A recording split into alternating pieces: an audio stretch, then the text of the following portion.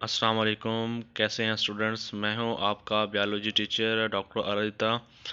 Students, आज हम एक इंटरेस्टिंग सा टॉपिक पढ़ने वाले हैं रेस्पिरेशन के बारे में, जिसे हम सांस लेने का अमल कहते हैं।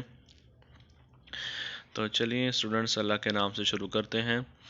स्टूडेंट्स, सबसे पहले आपके सामने मैंने एक डायग्राम दिखाने की कोशिश की है, जिसके अंदर हमारे पास रेस्पिरेशन के दो हिस्से होते हैं। एक अपर रेस्पिरेटरी ट्रैक होता है और एक होता है स्टूडेंट्स लोअर रेस्पिरेटरी ट्रैक।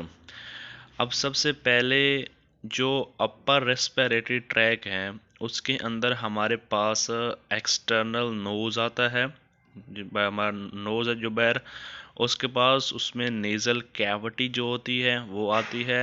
फिर फेरेंक्स आ जाता है। फेरेंक्स कहते हैं गले को, थ्रोट को। ये हिस्से वो वाले हैं जो ऊपर वाली साइड पर पाए जाते हैं रेस्पिरेटरी ट्रैक के। जबकि अगर हम फेरेंक्स से नीचे आए, लैरिंक्स लैरिंक्स होता है स्टूडेंट्स वॉइस बॉक्स, जिससे आवाज़ पैदा होती है।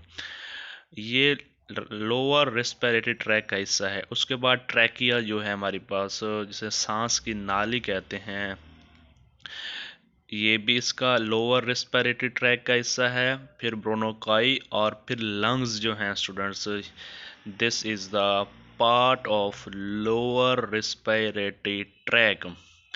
स्टूडेंट्स, आप लोगों ने सबसे पहले एक काम करना है कि आप लोगों ने सीक्वेंस याद करना है। पहले है एक्सटर्नल नोज, फिर नेजल कैविटी, फिर फेरेंक्स, फिर लैरिंक्स, फिर ट्रैकिया, फिर ब्रोनोकाई और फिर लंग्स हैं। ये सीक्वेंस आप लोगों ने नहीं भूलना। ये सीक्वेंस आप याद रखेंगे, इंशाल्लाह आपको आसानी होगी। तो स्टूडेंट्स, चलते हैं नेक्स्ट स्लाइड पर। यहाँ पर मैंने आपको क्या बताया कि अपर रेस्पिरेटरी ट्रैक के कौन से हिस्से हैं और लोअर रेस्पिरेटरी ट्रैक के कौन से हिस्से हैं। अब चलते हैं नेक्स्ट स्लाइड पर और मज़ीद डिस्कशन करते हैं। जी स्टूडेंट्स, यहाँ पर हम नोज़ के बारे थोड़ा डिस्कस कर लेते हैं। स्टूडेंट, जो हमारे पास नोज़ है, इसके अंदर हमारे पास बोन्स हैं, हड्डियाँ भी हैं। उसके बाद इसके अंदर कार्टिलेज भी है और इसके अंदर फैटी टिश्यू भी मौजूद हैं। और नोज़ के जो ओपनिंग है, जिसे नोज़ की जो ओपनिंग है, आप अपना नोज़ देखेंगे तो वहाँ पर जो आपको ओपनिंग नज़र आएंगी, उसको हम वेस्ट्री ट्यूब्यूल्स कहते हैं। और इस वेस्ट्री ट्यूब्यूल जो होती है, इसके जो अंदर का टेम्परेचर होता है वो 30 डिग्री सेल्सियस होता है, यानी हमारी बॉडी से थोड़ा कम होता है। अगर देखें बाहर का टेम्परेचर देखें ज़्यादा हो तो, लेकिन इसके अंदर जो टेम्परेचर होगा वो, बाहर का टेम्परेचर अगर स्टूडेंट्स हमारे पास कम है तो यहाँ पर टेम्परेचर क्या होगा, वो ज़्यादा रहेगा। 30 डिग्री सेल्सियस इसका टेम्परेचर है। उसके बाद हमारे पास इसके अंदर कौन कौन से हिस्से आ जाते हैं। वेस्टिब्यूल्स में हमारे पास स्टूडेंट्स म्यूकस आ जाता है, म्यूकस, चिकनाई कह लें। उसके बाद इसके अंदर सिलिकेटेड एपिथेलियम है, यानी सिलिसा इसके अंदर मौजूद है। अब ये क्या होता है कि ये म्यूकस जो होता है स्टूडेंट्स, और ये उसके बाद हमारे पास नाक नाक के अंदर हमारे पास हेयर भी मौजूद हैं। अब जो हमारे नाक के अंदर हेयर मौजूद हैं स्टूडेंट्स, वो क्या करते हैं, बाहर से जो लार्ज डस्ट पार्टिकल हैं उसको ट्रैप करते हैं। और जब ट्रैप करते हैं तो फिर उसमें फिल्ट्रेशन का अमल करते हैं। और इस तरह फिर आगे जो हमारे पास म्यूकस आ जाता है, म्यूकस जो होते हैं ये स्मॉलर पार्टिकल्स को और इसको फिल्ट्रेशन में, मॉइस्चर रखने में मदद करता है। उसके बाद स्टूडेंट्स, ट्रैकिया की एक बात लिखी हुई है कि जो हमारे पास सांस की नाली है वो तकरीबन 15 से 20 शी सेफ कार्टिलेज की बनी होती है। ये बात आपने जहन में रखनी है कि हमारे पास जो सांस की नाली है तकरीबन 15 से 20 सी शेफ्ड कार्टिलेज की बनी हुई होती है। तो स्टूडेंट्स, आप लोगों ने ये बातें अच्छी तरीके से याद रखनी है। तो अब नेक्स्ट स्लाइड पर चलते हैं। जी स्टूडेंट्स, अब मैंने आपके सामने पिछली चीज़ को लाने की कोशिश की है। देखें स्टूडेंट्स, सबसे पहले आपको ऊपर लैरिंक्स नज़र आ रहा है, लैरिंक्स है वॉइस बॉक्स। उसके बाद आपको नीचे ट्रैकिया नज़र आ रहा है, जिसे सांस की नाली कहते हैं। इसके ऊपर तकरीबन सी शेफ कार्टिलेज आपको नज़र आ रहे हैं। इनकी तादाद तकरीबन 15 से 20 होती है। उसके बाद नीचे की तरफ आप देखें तो हमारे पास राइट मेन ब्रोनोकस नज़र आता है, फिर इधर लेफ्ट मेन ब्रोनोकस आता है। अब ये जो ब्रोनोकस होते हैं ये डिवाइड होते रहते हैं और हमारे पास ब्रोनोकाई की शक्ल इख्तियार कर लेते हैं। जब इन ब्रोनोकाई का डायामीटर 1 मिलीमीटर से लेस हो तो फिर हमें उसे ब्रोनोकाई नहीं कहेंगे, फिर उसे ब्रोनोक्यूल्स कहेंगे हम। ये बात आपने ज़हन में बिठा लेनी है। अब नेक्स्ट स्लाइड पर चलते हैं स्टूडेंट्स। अब मैंने आपके सामने ब्रोनोकाई की कुछ डिटेल आपके सामने शो की है। या नीचे देखें प्राइमरी ब्रोनोकाई, फिर उससे नीचे सेकेंडरी ब्रोनोकाई होती है। स्टूडेंट्स आप लोगों ने एक बात जहन में बिठा लेनी है कि अगर आपसे पूछा जाए कि मैक्सिमम कार्टिलेज जो होती है वो कहाँ पर पा जाती है, मैक्सिमम कार्टिलेज जो स्टूडेंट्स होती है, मैं पिछली स्लाइड पर चलता हूँ। मैक्सिमम हमारे पास जो कार्टिलेज होती है स्टूडेंट्स वो लैरिंक्स के अंदर पा जाती है। और फिर जब आप नीचे की तरफ आते हैं जहाँ पर ब्रोनोक्यूल्स हैं पड़ी, तो उसमें कार्टिलेज ना होने की बराबर होती है, वहाँ पर कार्टिलेज नहीं होती। ये बात आप लोगों ने ज़हन बिठा लेनी है। उसके बाद नीचे मैंने 2 पॉइंट लिखे हैं कि इन सेकेंडरी ब्रोनोकाई के अंदर C shape cartilage are replaced with cartilage plate. Secondary bronchi के अंदर स्टूडेंट्स हमारे पास जो हमने पीछे सी शेप कार्टिलेज को पढ़ा है, सेकेंडरी ब्रोनोकाई के अंदर ये सी शेप कार्टिलेज रिप्लेस हो जाते हैं कार्टिलेज प्लेट्स के साथ। उसके बाद हमारे पास जो ब्रोनोक्यूल्स होते हैं और टर्मिनल ब्रोनोक्यूल्स होते हैं, दे हैव नो कार्टिलेज, इनके पास कोई कार्टिलेज मौजूद नहीं होता। स्टूडेंट्स ये बहुत इंपॉर्टेंट पॉइंट है, आप लोगों ने याद रखने हैं कि जो सेकेंडरी ब्रोनोकाई है उसमें जो शी शेप कार्टिलेज होते हैं उसे हम रिप्लेस कर सकते हैं कार्टिलेज प्लेट के साथ।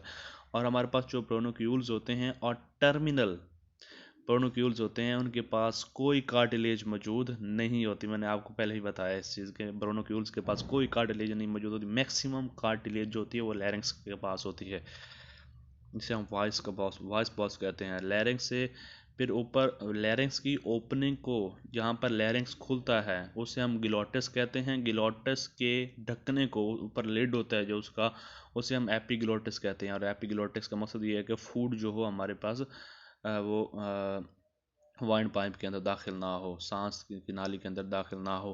दरअसल होता ये है कि स्टूडेंट्स हमारे पास ट्रैकिया जो होता है, जो सांस की नाली होती है, ये आगे की तरफ होती है और एसोफेगस इसके पिछली जानब होती है। यानी कि मैं डायग्राम दिखाऊंगा, ट्रैकिया देखें आगे की तरफ है, इसके पिछली जानब एसोफेगस जो खुराक की नाली है पड़ी वो होती है।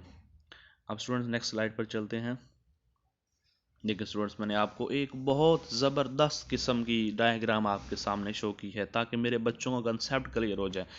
सबसे पहले है लेरेक्स।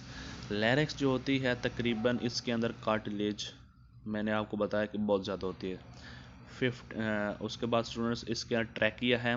ट्रैकिया के अंदर 15 से 20 सी शेप कार्टिलेज होते हैं। उसके बाद स्टूडेंट्स ये हमारे पास जो ब्रोनोकाई होते हैं ये डिवाइड होते रहते हैं और इनका डायमीटर जो होता है वो अगर 1 मिलीमीटर से लेस हो जाए तो फिर ब्रोनोक्यूल्स की शक्ल इख्तियार कर लेते हैं। छोटे छोटे देख लें जो मैंने साइड पर बनाया जहाँ पर लिखा खड़ा है ब्रोनोक्यूल्स, सेकेंडरी ब्रोनोक्यूल्स, फिर प्राइमरी ब्रोनोक्यूल्स, फिर टर्शरी ब्रोनोक्यूल्स। आपको मैंने एक बात बताई कि टर्शरी ब्रोनोक्यूल्स के पास कोई कार्टिलेज मौजूद नहीं होती। हाँ स्टूडेंट्स आगे हम चलते हैं नेक्स्ट स्लाइड पर। अब यहाँ पर एक इम्पॉर्टेंट पॉइंट मैंने आपके सामने डिस्कस करना है। जो टर्मिनल ब्रोनोक्यूल्स होते हैं वो एल्व्यूलर डक्ट के अंदर खुलते हैं और एल्व्यूलर डक्ट जो होती है वो एल्व्यूलाई के अंदर ओपन होती हैं और एल्व्यूलाई के अंदर कोलेजन इलास्टिक होती है जो एक्सपैंड और रिक्वाइल होती रहती है।